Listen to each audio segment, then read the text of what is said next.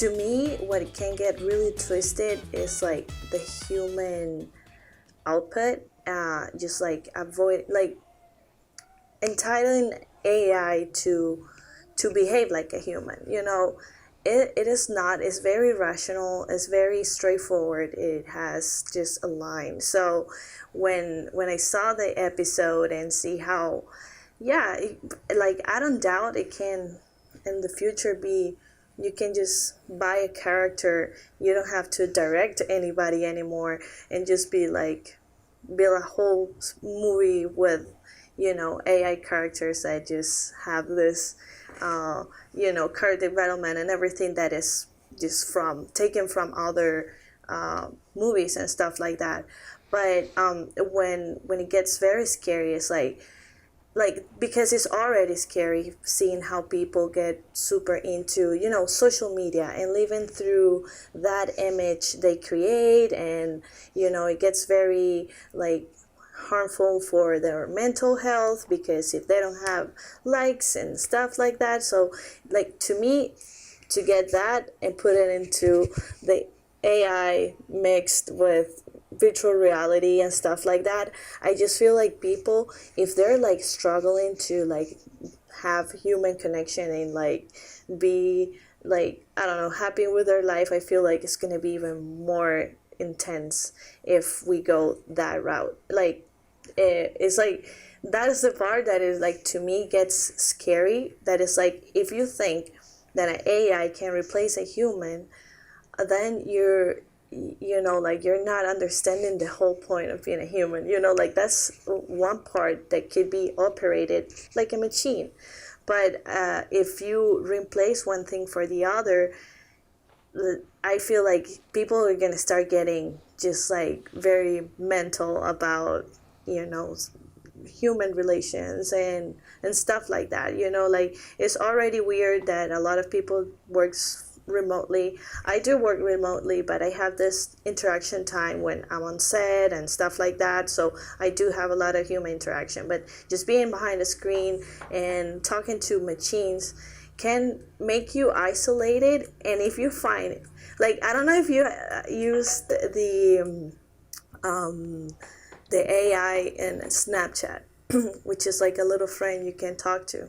No? No, I haven't used it. No. That's when I thought, oh shit, this is so scary. Because like you'll be like, hey AI, how's your day? I'm good, blah blah blah. What type of music do you like? And you can have a whole conversation. And there's a lot of people out there that crave that a lot, and they don't have a buddy to just hang out and be like, hey, what's up? Let's drink some beers and talk about life. They will talk to a machine that has a pretty accurate outcome, and then imagine you get attached just like her, like the movie Her. Yeah. Like a younger, this younger, more lonely generation that we're seeing, right? It's scary that they could get very attached to those, right? Exactly. I think in the professional world, it's not as crazy as teenagers and like that emotional part, because as a human, we love interaction, we love to be social, and we need that attention. And if like an AI can give you that attention, I think that is very dangerous. Like that's the only thing that I'm like. I also think, have you guys ever seen that South Park episode from the latest season, where they use AI to text their girlfriends? So No. instead of the girlfriend texting her boyfriend, he would copy it, put it on ChatGPT, and then it would respond, and then she'd be like, "Oh, he's such a great texter." I definitely see it leading into that. Like people could just be like, do I really want to talk to so-and-so? Do I really? You can even put it in a company setting, a personal setting. You can be like, hey, every time you talk to me, quote unquote, DM me, you're talking to an AI. And then the AI tells me what you said afterwards. And hey, my friend's annoying. He's always texting me. He's always sending me memes. Have an AI respond to him and make sure he's satisfied with my responses. A girlfriend or even a wife, she's bugging me too much. Put this AI thing to just respond to her. Talk to her throughout the day and give her attention. And then slowly, I think the first couple of years of if that would happen, people would kind of Yeah. go like, oh, I'm getting so much Yeah, it's attention, even though it's crazy. fake attention. And then I think it's gonna flip completely. Everyone's gonna distrust texting, distrust talking to somebody without face to face. And I think a lot of people are already not enjoying texting and video calling and stuff like that. They don't get that connection as they could face to face. Yeah, 100%. That's really interesting because you guys talked about Black Mirror a little bit, talked about I think Her, right? So that's where the emotional connection comes in. With I want to say with the Black Mirror episode, basically what they're touching on is very similar to what's going on right now in Hollywood with the strike from the writers, because the idea is that, hey, if studios start using AI to write scripts, and if studios start using AI to recreate the faces of actors, then these actors can literally just sign a contract. They basically sell their image to a studio, and the studio is able to use that image to create as much digital content as they want. When you have that, and then on top of that, you have the growth in technology where we're losing more and more our privacy in social media, then you get a really scary formula. And that's where I think the episode touches on. No, you're right, because as what scares me as a human is that emotional part where people are gonna get lost into it. But if we think of like the professional, that is gonna be like there's an social media effect where there's overload of content, overload. But just because people figure out that whatever you want to watch, you're gonna see, you know. Exactly. And then that's what I want to be producing for yourself, like Fernando's. So I'll be like targeting that, but it's at the end it's an overwhelming overload of content.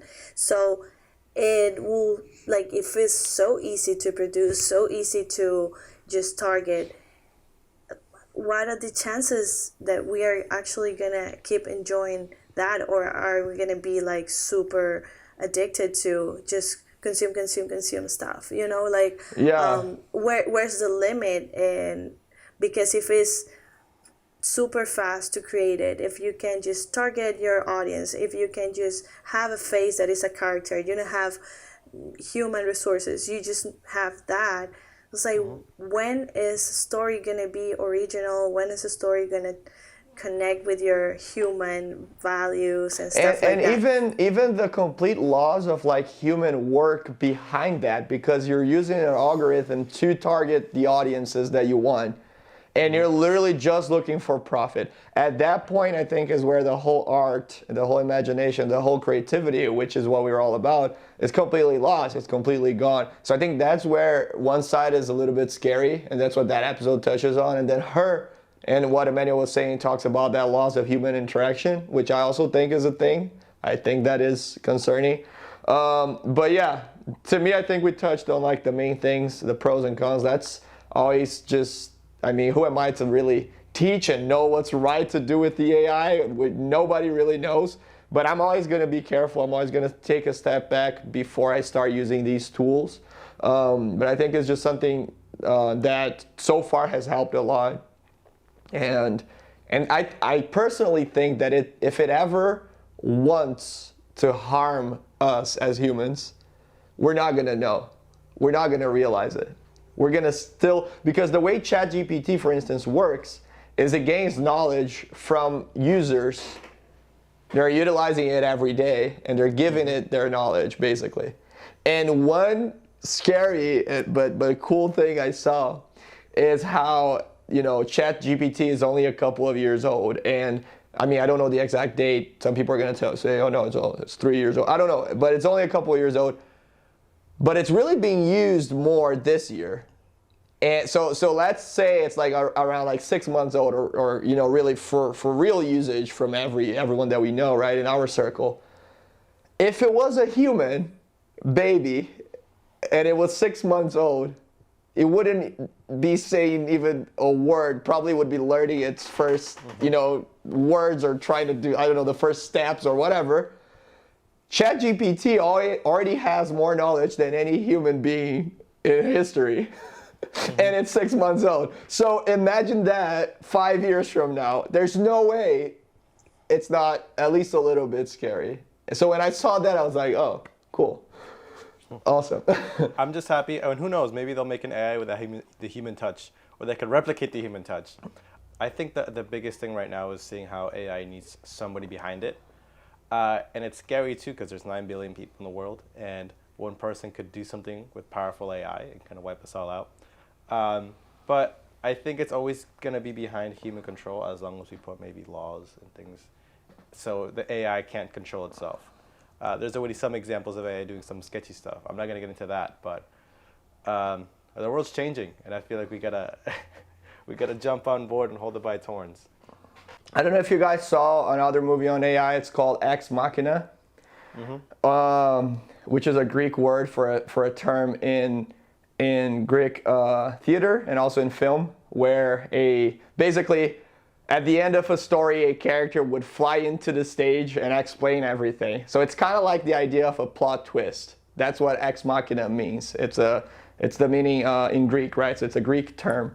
And the movie basically talks about that AI, or that person that's being created. And like Emmanuel said, there's human touch, there's human feelings going on, but it's a machine.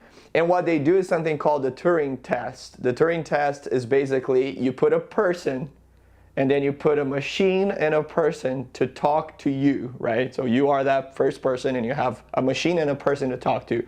But you can't see them. And you have to talk to both of them. And then you have to evaluate which one's the machine, which one's the person. If you're not able to evaluate which one is real and which one's a machine, then that means you've created the real AI. And that's the whole idea behind the movie, and I think that's really where we're getting to. And at some point we're gonna do the Turing test with a kid from, you know, I don't know, someone that's 10, 15 years old, and you're gonna have them talk to a friend in school, and you're gonna have them talk to ChatGPT. And as long as, you know, the communication is established in the same way, so maybe there's a voice behind it, maybe there is text, maybe it's an email, whatever it is, and they're not able to tell which one is another kid and which one is the AI, at that moment is where it's getting really scary, because at that moment you've created the real AI.